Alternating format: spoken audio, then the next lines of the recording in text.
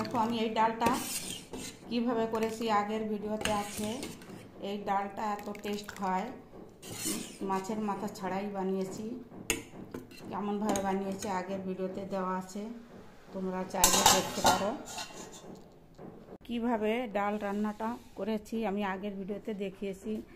এই ডালটা এইভাবে রান্না করলে খুব টেস্ট হয়, আর আমার মেয়েরা এই ডালটাই পছন্দ করে। বিশেষ করে ছোটো মেয়েটা ওইখান থেকে ফোন করে বলবে, রায়পুর এমসে আছে, ওখান থেকে ফোন করে বলবে, মা তোমার হাতের ডাল আর হোস্টেলের ডাল অনেক তফাৎ, তবে আমার মাছের মাথা দিয়ে ডাল খেতে ইচ্ছা হয়। এমনি ডালও খায়, কিন্তু এইবার ওষুধ পড়েছিল আমাদের ঘরে, তার জন্য আমি মাছের মাথা দিয়ে করে দিতে পারিনি, আর এইভাবে করেছি। তোমরা দেখো এই ডালটা এইভাবে রান্না করলে খুব টেস্ট হয়। এর আগের ভিডিওটা ফলো করলে বুঝতে পারবে। চলো আমার এখন উচ্ছে ভাজা আর ভাতটা রান্না করতে হবে, চলো যাই। ডাল ধোয়া হয়ে গেছে, তোমাদের সঙ্গে কথা বলতে বলতে আমার হাঁড়িতে জল গরম হয়ে গেছে, দিয়ে দেব চালটা।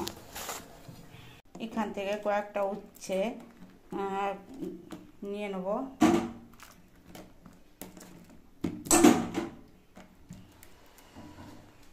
নিয়েছি, ধুয়ে নেব।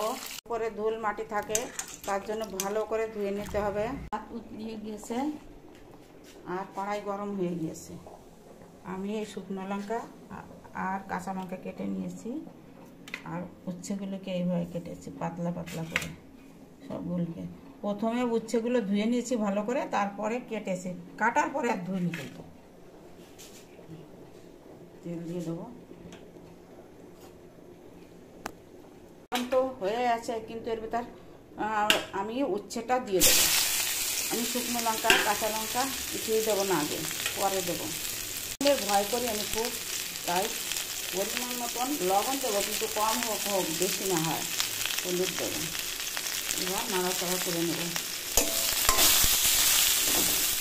এইভাবে 5-7 মিনিট ভালোভাবে এরকম করে ভেজে নেব। একটু ঢাকবো না, এইভাবেই নাড়বো।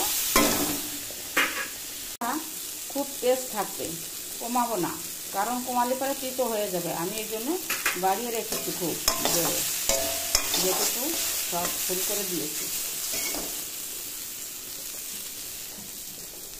অর্ধেকের বেশি ভাজা হয়ে গিয়েছে, এখন আমি এই শুকনো লঙ্কা আর কাঁচা লঙ্কা দিয়ে দেবো। আর এই শুকনো লঙ্কা আর কাঁচা লঙ্কা যখন হয়ে যাবে, তখন আমার ভাজাটা হয়ে যাবে। এইভাবে উচ্ছে ভাজলে তিতো হবে না, সবুজ থাকবে, টেস্ট হবে।